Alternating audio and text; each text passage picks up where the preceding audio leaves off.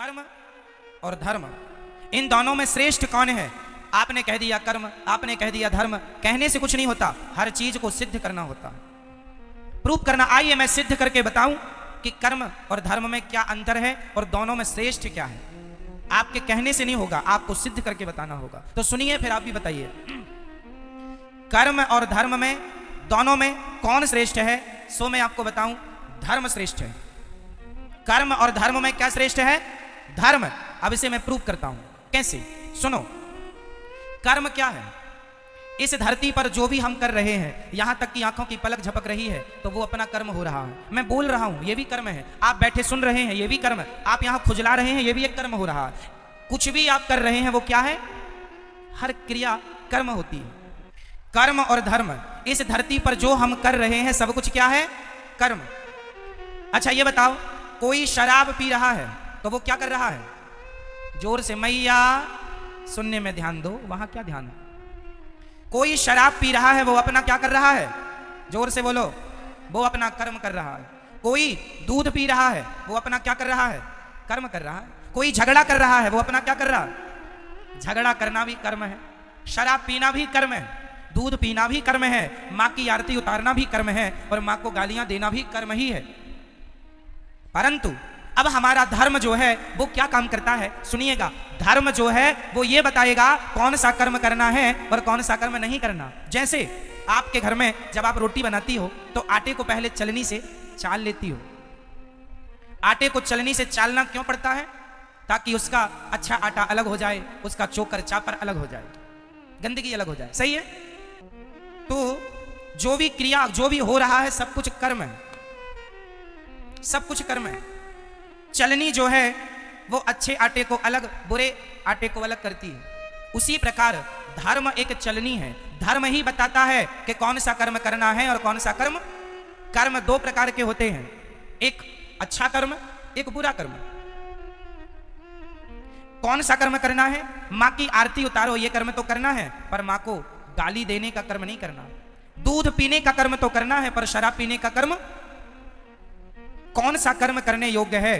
भाई आज कोई मुर्गी को मार रहा है और मुर्गी को पका के खा रहा है, तो वो भी तो अपना कर्म कर रहा है, परंतु उसे धर्म का ज्ञान ना होने से वो मुर्गी मार रहा है, कर्म तो कर रहा है, पर वह कर्म उसे पाप देने वाला है। कर्म हमें दो चीज देते हैं, अच्छा कर्म हमें पुण्य देगा और बुरा कर्म हमें पाप देगा। कर्म सबको ही कर रहा है। आप अच्छा कर्म करेंगे तो उससे पुण्य आएगा, बुरा कर्म करेंगे, मुर्गी खाएंगे, उससे पाप आएगा। कर्म तो हो रहा है। चूंकि आपको किसका ज्ञान नहीं है? धर्म का ज्ञान ना होने से आदमी कर्म तो करता है, पर वह कर्म भी कर लेता है जो उसे नहीं करना चाहिए। जो नहीं करना वह भी करता है। इसलिए मेरी प्रार्थना है, सदा वही कर्म करना चाहिए जो कर्म करने योग्य है, पर कर्म को पहले धर्म की कसौटी में कस लेना चाहिए कि यह कर्म ठीक है या नहीं है, करने योग्य है या नहीं। कर्म तो सब ही है। मैं आपको एक थप्पड़ मार दूं, ये भी एक कर्म होगा, पर मैं आपको सम्मान से यहां बिठा दूं, ये भी एक कर्म होगा। कौन सा मुझे करना है, कौन सा नहीं, ये कौन बताएगा? बोलो मेरी मां। इसलिए प्रत्येक व्यक्ति को किसका ज्ञान होना चाहिए? जोर से, जोर से, धर्म का। यदि आप धर्म का ज्ञान रखते हैं तो आप जो भी कर्म करेंगे ठीक करेंगे। यदि आपको धर्म का नॉलेज नहीं है तो आप गलत कर्म कर सकते हैं, संभावना है, क्योंकि आपको ज्ञान नहीं है। जैसे एक पत्नी अपने पति को छोड़कर पराये पुरुष से संबंध रखे तो यह क्या है? वो अपना कर्म कर रही है। परंतु यदि उसे धर्म का ज्ञान होता तो यह हरकत वो कदापि ना करती। धर्म बताता है कि पति परमेश्वर है, इसलिए अपने पति को छोड़कर पराये पुरुष से संबंध रखना पाप है। यदि धर्म का ज्ञान होता तो अपने आप वो पाप से बच जाती। पाप से नहीं बची, क्यों? क्योंकि धर्म का ज्ञान नहीं था। और आज हमारे देश को धर्म निरपेक्ष कहा जाता है। गलत कहते हैं लोग, धर्म निरपेक्ष। हमारे सनातन धर्म में, भारत में, छोटी सी बच्ची से लेकर बूढ़े तक प्रत्येक व्यक्ति के अंदर धर्म होता था, होता है और होना चाहिए। हमारे देश में पहले कोई पुलिस नहीं थी। हमारे देश में कोई पुलिस की जरूरत नहीं थी। क्यों? क्योंकि आज जो काम पुलिस करती है वही काम पहले का प्रत्येक व्यक्ति जानता था कि ये पहले तो यहाँ 1 लाख रुपए पड़ा हो तो कोई छूता नहीं था, क्योंकि उसे ज्ञान था, उसे धर्म का ज्ञान था। ना जी, ये मेरा नहीं है, उठा लूंगा तो चोरी का पाप लग जाएगा। पहले लोग 1,00,000 रुपए क्या 10 करोड़ रुपए भी देखते नहीं थे। पराई स्त्री को कभी स्वप्न में भी सोचते नहीं थे उसके बारे में कोई गलत बात। पराये पुरुष के लिए कभी देश की, मेरी भारत की महिला कभी गलत ख्याल नहीं रखती थी, क्योंकि प्रत्येक व्यक्ति को ज्ञान किसका था? बोलो जोर से। किसका? मेरी माँ। और जोर से। पीछे वाले बोलो, किसका ज्ञान? पहले धर्म का ज्ञान था। और आज ये हालत है कि लोगों की जूते चप्पल तक नहीं बच रहे, जूते चप्पल तक चुरा लेते हैं लोग। इसका मतलब है कि आज का इंसान धर्महीन हो चुका है, धर्म से खाली है, उसे ज्ञान नहीं है। वो तो केवल पेट भरने में लगा है। जैसे मिल जाए महाराज मर्डर कर लो, मर्डर करवा लो, मरवा दो, जो होए बस वैसा वो अपना पेट भरने में लगा। मार डाल करके, लूट करके, चोरी करके, वो डाका डाल के, कैसे भी वो अपना पेट भरने में लगा है। तो तुम इंसान हो कि क्या हो? इसलिए आप अपने बच्चों को धर्म का ज्ञान देना मेरी माँ। धर्म के बिना इंसान पशु के समान है। धर्महीन व्यक्ति किसकी तरह है? जोर से। किसके? आप लोगों को धर्म का नॉलेज है, ज्ञान है या नहीं? बोलो हाँ या ना, बोलो हाँ या ना। मैया आपको धर्म का ज्ञान है? कैसा बताओ, क्या है धर्म? चलो बताओ, नारी का धर्म क्या है? सबके भारत में धर्म है। पुत्र का धर्म है अपने माँ बाप को भगवान मानकर सेवा करना। पत्नी का धर्म है कि अपने पति को भगवान मानकर सेवा करना। दुकानदार का धर्म है ग्राहक को भगवान मानकर उसकी सेवा पूर्ति करना। हम सभी एक धर्म की बेड़ियों में बंधे हुए हैं। आप स्वतंत्र हैं या परतंत्र हैं? जोर से, जोर से। आप स्वतंत्र हैं या परतंत्र हैं? जोर से बोलो, बोलो और जोर से। हमें आवाज नहीं आ रही है। आप स्वतंत्र रहना चाहते हैं कि परतंत्र रहना चाहते हैं? आप स्वतंत्र रहना चाहते हैं या किसी के अधीन रहना चाहते हैं? बोलो। आप यदि अधीन रहना चाहते हैं तो किसके? बोलो। अब मैं बोल रहा हूं, ध्यान से, दास अनिरुद्ध समझाएगा। मैया कहां जा रही हो? अच्छा तो हम चलते हैं। अच्छा ध्यान से सुनो। आप कह रहे हैं हम स्वतंत्र हैं, गलत कह रहे हैं आप। ना तो स्त्री कभी स्वतंत्र हुई, ना तो पुरुष कभी स्वतंत्र हुआ। और यदि आपने स्वतंत्र होना चाहा तो आपका सर्वनाश हो जाएगा, पतन हो जाएगा। हम कभी स्वतंत्र नहीं हो सकते और हम होना भी नहीं चाहते। हम सदा धर्म के अधीन रहना चाहते हैं। हम किसके अधीन? बोलो। धर्म के अधीन। किसके अधीन? तो क्या आप स्वतंत्र हैं? नहीं। यदि स्वतंत्र होते और यदि आप मनमाना काम करोगे, आज एक स्त्री अपने पति को छोड़कर दूसरे पुरुष को रखती है, वो स्त्री अपने आप को स्वतंत्र मान रही है। उसकी स्वतंत्रता उससे पाप करा रही है कि नहीं? क्या समाज ऐसी नारी का सम्मान करेगा जो अपने पति को छोड़कर परपुरुष से संबंध रखे? बताइए। उसने स्वतंत्र रास्ता चुन लिया, जो मन में आए। इसलिए हम स्वतंत्र नहीं हैं, हम वही करते हैं जो हमारा धर्म कहता है। क्या कहेगा धर्म, वो करेंगे हम। धर्म कहता है दूध पीना है बेटा, दूध पिएंगे। धर्म कहता है शराब नहीं पीना। आप मुझे 10 करोड़ रुपए देंगे और कहेंगे कि एक गिलास शराब पी लीजिए, तो मैं 10 करोड़ क्या पूरी सृष्टि की दौलत लाकर कदमों में रख देंगे, तो भी मैं अपने धर्म का परित्याग नहीं करूंगा। मैं स्वतंत्र नहीं हूं, मैं धर्म के अधीन हूं। मैं गुलाम हूं धर्म का। मैं किसका गुलाम हूं? मैं किसका गुलाम हूं? 2 नारियां हैं समाज में। एक स्त्री का नाम है सीता, बहुत ध्यान से सुनिएगा। एक स्त्री का नाम है मेरी मां सीता और दूसरी स्त्री का नाम है सूपनखा। सूपनखा रावण के बहिनी। अब बताइए, सीता माता स्वतंत्र है या सूपनखा स्वतंत्र है? कौन स्वतंत्र है? बोलो मेरी मां। कौन? सूपनखा स्वतंत्र है। इसलिए वो किसी पुरुष से कहती है कि हमसे विवाह कर लो, तो सम पुरुष नमो सम नारी। राम जी कहते हैं हमारा भाई वहां बैठा है, एक बार बात कर लो, बात बने तो। चली गई।